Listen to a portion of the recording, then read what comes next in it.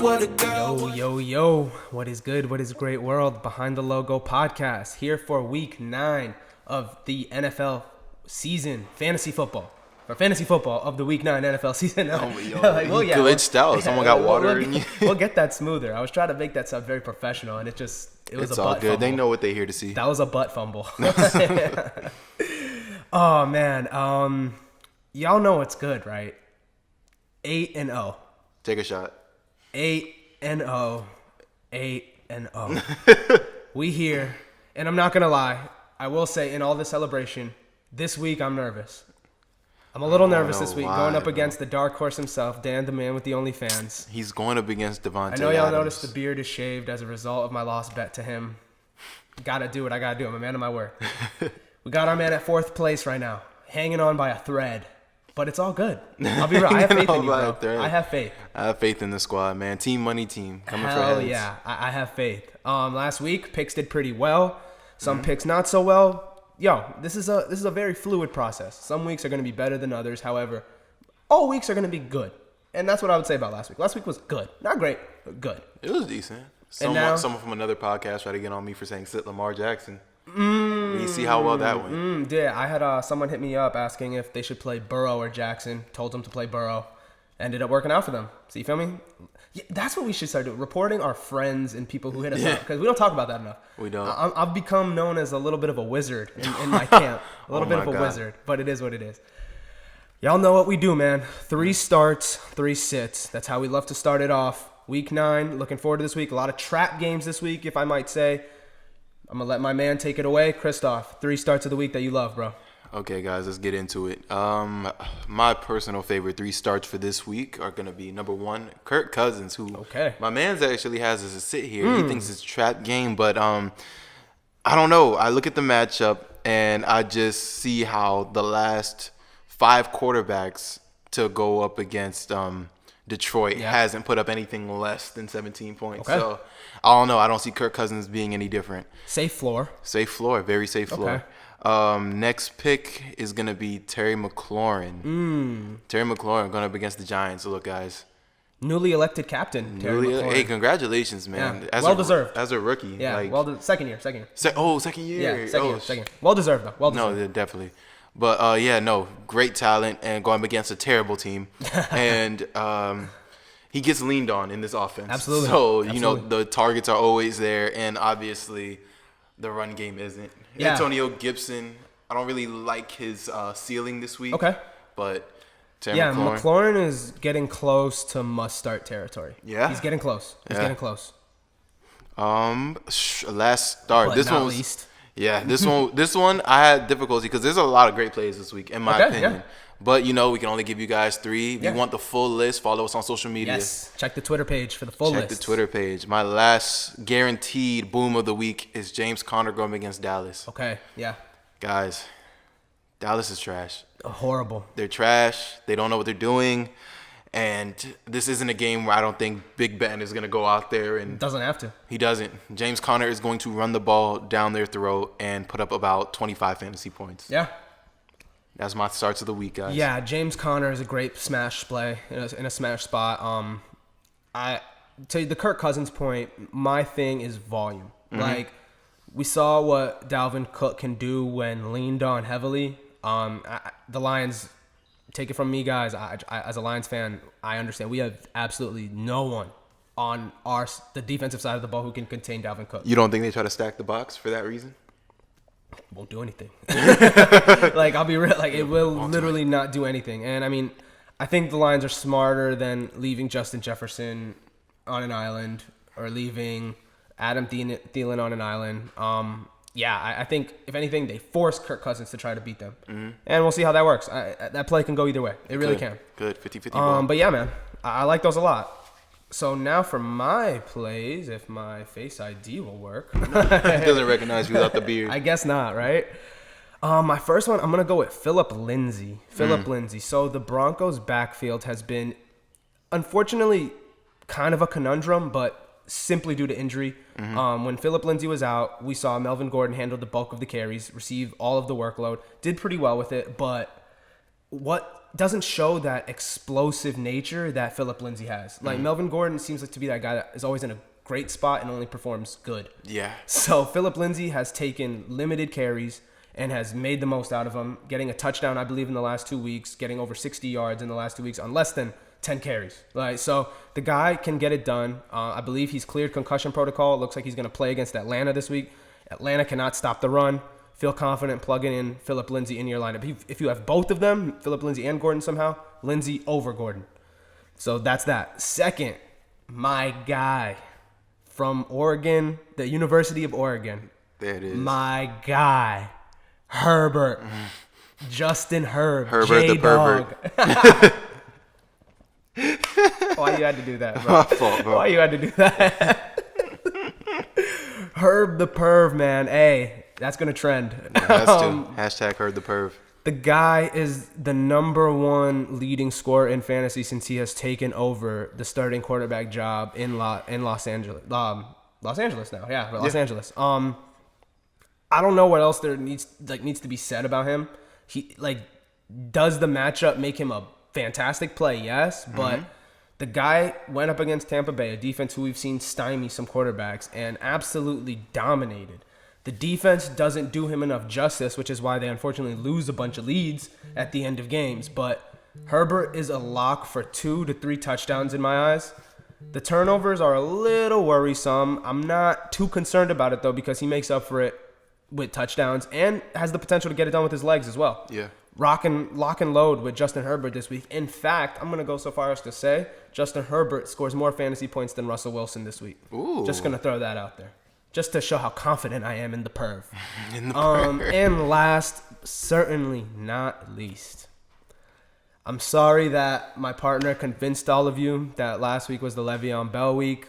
I'm sorry. All right, guys. I apologize.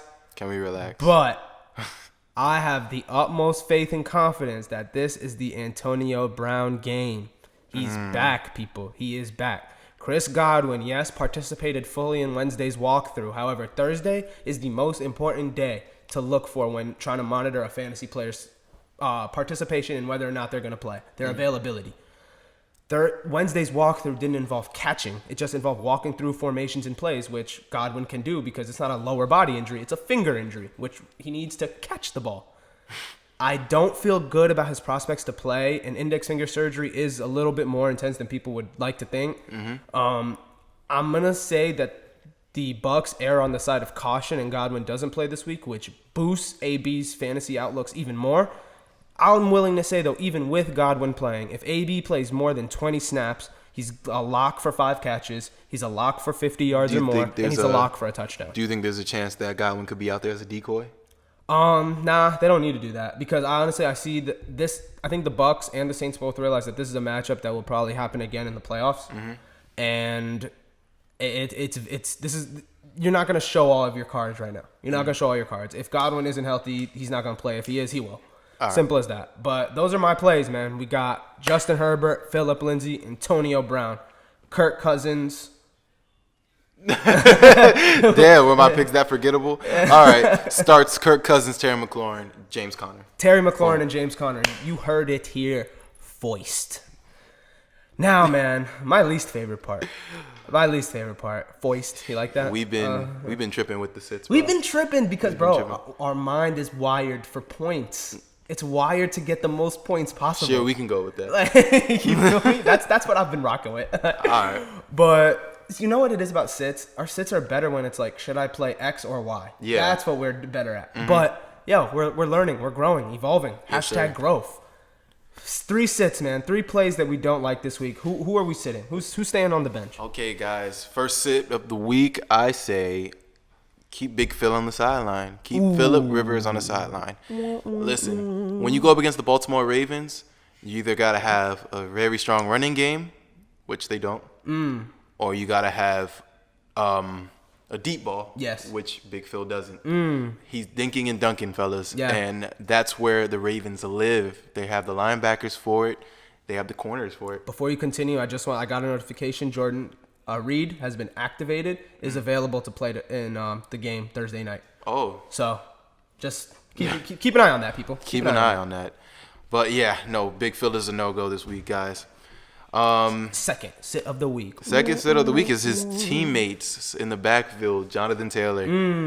So, yeah, we're not messing with the Colts this week. We're not. Okay. Guys, Jonathan Taylor, I'm sorry. Gotta find somewhere else to go. Seems to be dealing with a little bit of an ankle injury. Even if he was healthy, I just feel like the backfield is starting to get a little packed back there. You have Jordan Wilkins and you have Nyheim Hines out here getting targets, and Jonathan Taylor actually seemed as if he got benched last week. Yeah. And I know Big Phil was the one who said that there was an injury there, a little bit of a nagging injury. The head coach did as well. Look, but I feel like his answer was more so like, oh, I guess there was an injury. Yeah, like, I do get you. I do get you. I was like, and it was like also he gave the typical "we're riding the hot hand." Yeah, and I hate that. I hate that. You feel me? Like, cause like say you have an Alvin Kamara, there's no hot hand there. Yeah, like, of course. Like the backup could go, Latavius Murray can come in. Yeah. 100-yard run. I hear Alvin is getting the ball next play. I hear hot hand, and I get Baltimore Ravens backfield vibes. Yeah. With Ingram and Dobbins and Edward. It's ugh. Yeah, no. So, yeah, guys, figure something out. No JT this week. No JT this week. And my last sit of the week, unfortunately, is A.J. Brown of the Tennessee. Yeah, I knew that was going to hurt your feelings. I knew that was going to. The reason being is Convince me. I think this is the Corey Davis game. Okay. I don't think Chicago does really well against number one wide receivers. And in a game like this, I know that Corey Davis has a good rapport with Tannehill. Absolutely. And he won't be afraid to lean on him. Yeah. If Corey Davis was still injured, by all means, he'll feed. I would say last week proved your theory right. Exactly. So, yeah, guys, go. Don't. Okay. I mean, A.J. Brown, if you absolutely have to throw him out there, I know he's going to get the volume, but is he going to get the catches? So, okay, let's do this. A.J. Brown or Juju? Give me Juju this week. Okay, all right. Give me Juju this week. I think that's a good one. That's a good measuring stick as to how you feel about A.J. Brown this week. Those are my sits. All right, man. I feel really good about those sits, actually. Like, not, you know what I mean? Like, I always do that every week. I'm like, feel good, but like, it's not good. Like, whatever. But yeah. So one of the sits I do have is Kirk Cousins. That is a sit on my list, but I'm actually gonna go a little bit of a different direction, and I'm gonna say another QB that you can feel confident sitting this week is Teddy Bridgewater. Kansas City is actually one of the more underrated defenses that we've seen this year.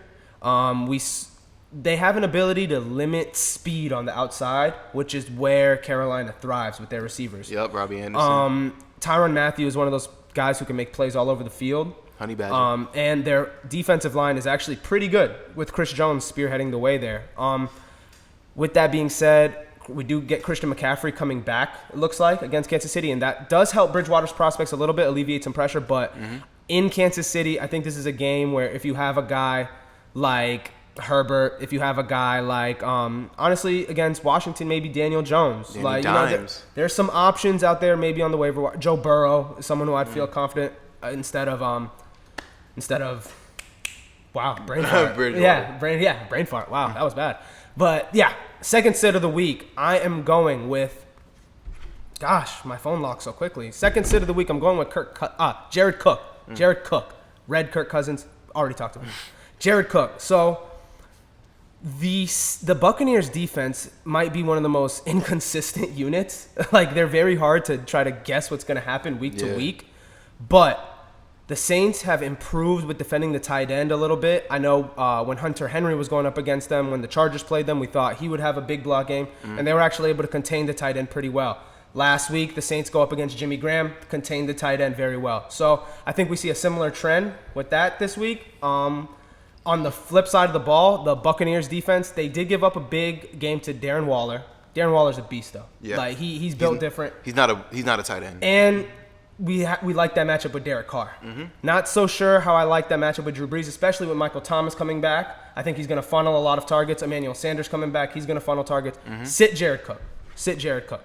And last but not least, my final sit of the week, I am going to say Todd Gurley. Denver's run defense did get banged up a little bit last week by the Justin Jackson and the combination of him and Tremaine Pope, who is an interesting waiver wire stash if you're out there looking to add someone. But Todd Gurley, not only is his workload being limited, which is where all of his value is right now, if he doesn't, he's become one of the most touchdown-dependent players in our league right now. Yeah. Also, couple that with the Falcons' interest in Brian Hill out of the backfield. I think Brian Hill is someone who they want to give a legit look. Came in against Carolina and looked really good, really explosive on limited touches. Based off of that, I'm saying sit Todd Gurley this week. Denver's defense looking to make a bounce back after getting run on last week and gashed. I'm saying sit Todd Gurley. By the way, not this week, but Von Miller actually says he plans on coming back this season. Interesting. I mean, you got to take player confidence with a grain of salt. Yeah. You got to take in precautionary training staffs, like all that. But that would be amazing for Denver's defense if that was able to happen. In talking about Jared Cook, I realized I kind of talked about the Saints defense against tight ends. Yeah. Made no sense there. Sorry about that. I meant to talk about the Buccaneers. And I was just letting you. Yeah, no, I meant to talk about the Buccaneers, but that's why I made it come full circle with the Darren Waller point. My bad. Brain scrambled a little bit. But all right, man. Waiver wire pickups. Injuries are starting to pile up, which means the waiver wire is still looking a little thick. Looking a little bodacious. I like it. Looking a little full. I like how she looking at me. All right, man. How many pickups you got, if any? I got 3 waiver wire picks. 3 solid picks for you guys. Okay. Some of them are short term. Some of them are long term.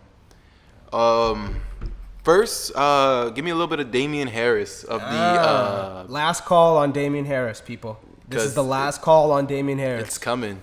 He basically dominated his touches of the backfield for the Patriots last week, and it's only going to get better. Yeah. And I feel as far as Bill Belichick goes, I feel like he's not so prideful to the point where he's going to stick to the committee.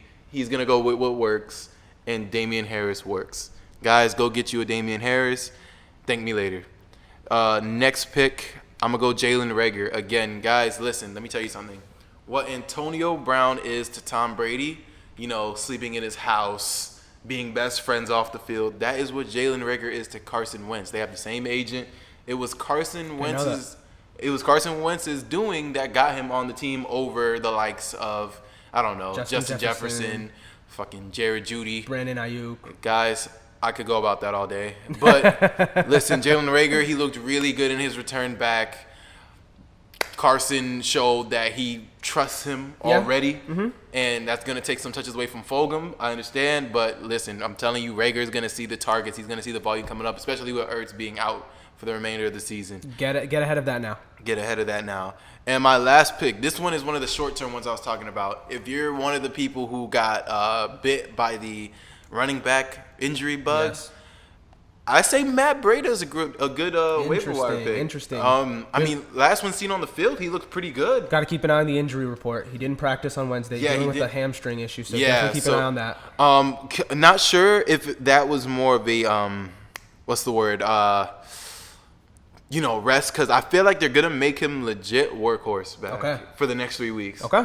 But like he said, monitor that. But if not, Matt Breida, I feel like could be a great pickup for you guys. Okay.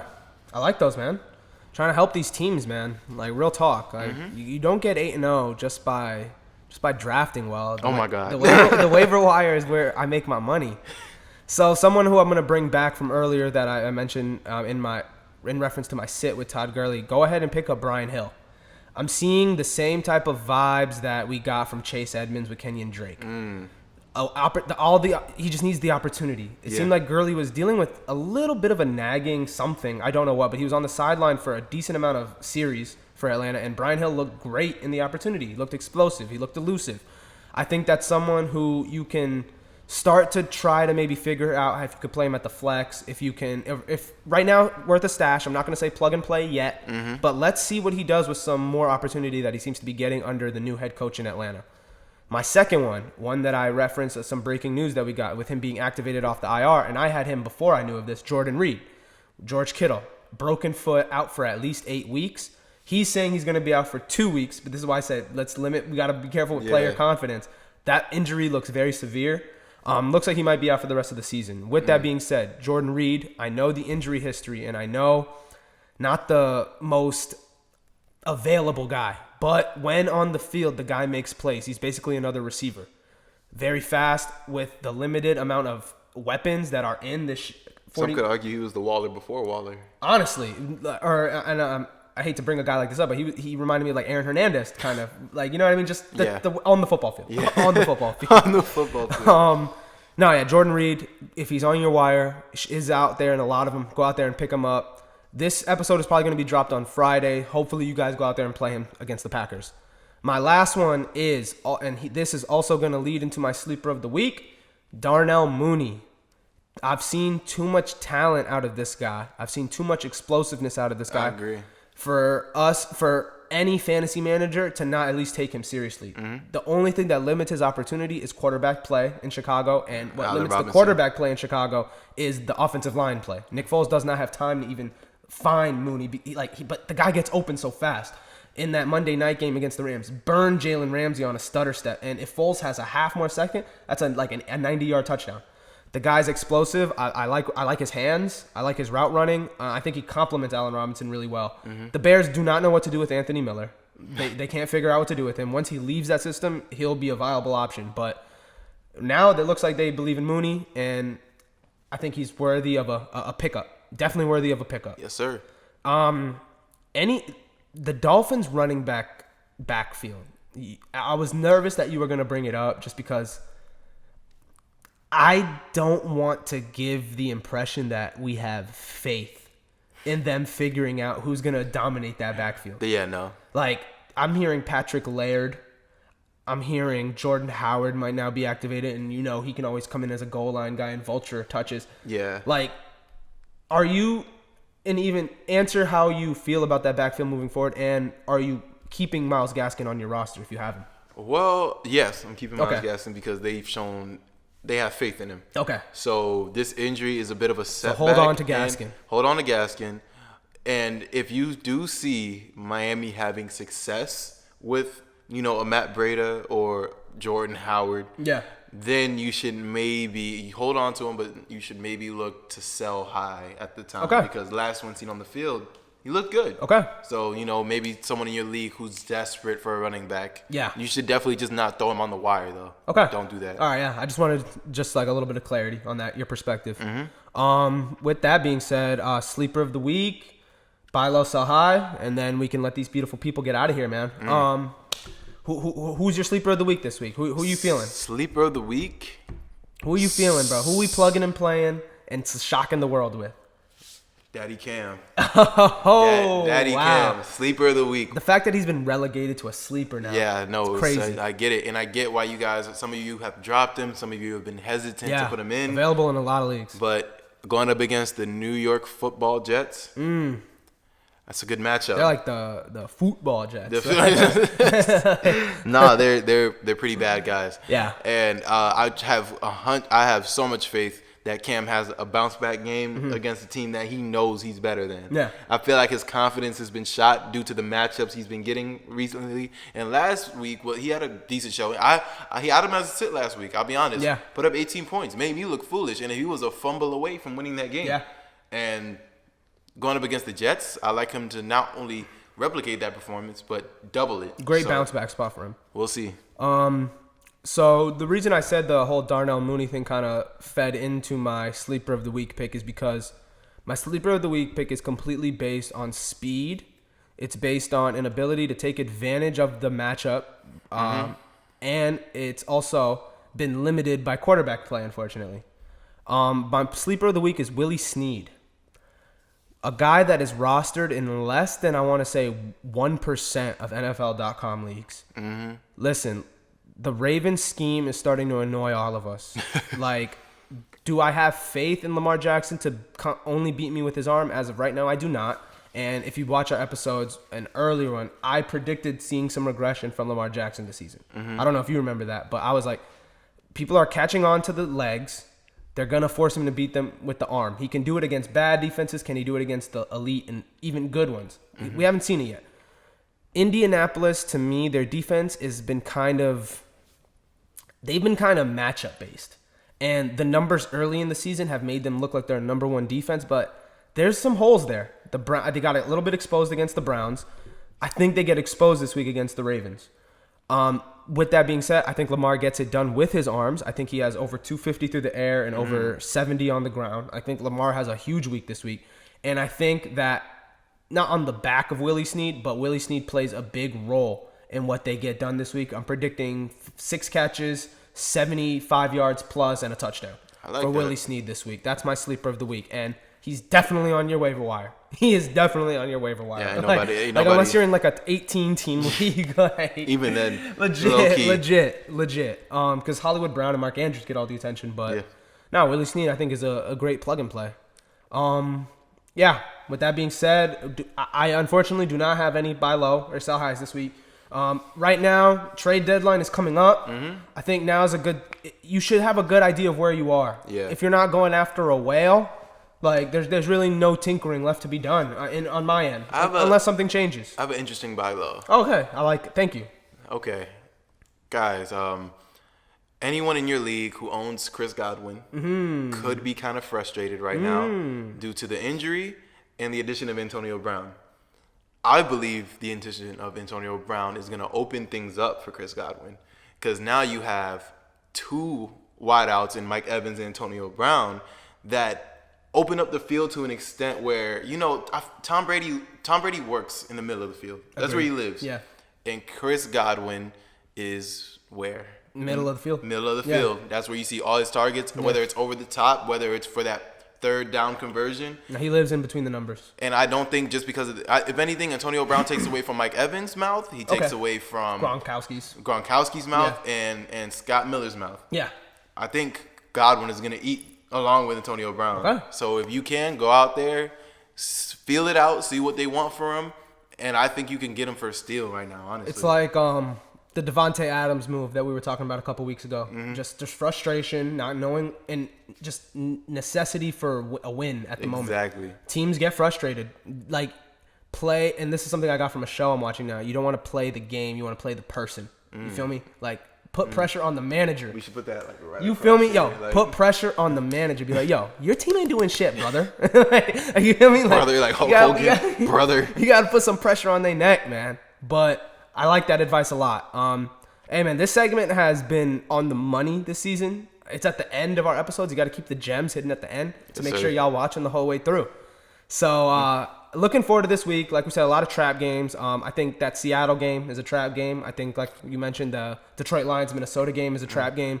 For some Atlanta offensive weapons, I think that game against the Broncos is a trap game. So, keep an eye on things. Keep an eye on the injury report. Subscribe to the YouTube channel for all Behind the Logo updates and content. Follow us on Twitter and Instagram at Behind the Logo 23. Our social information somewhere around here. You guys know we are always pulling up.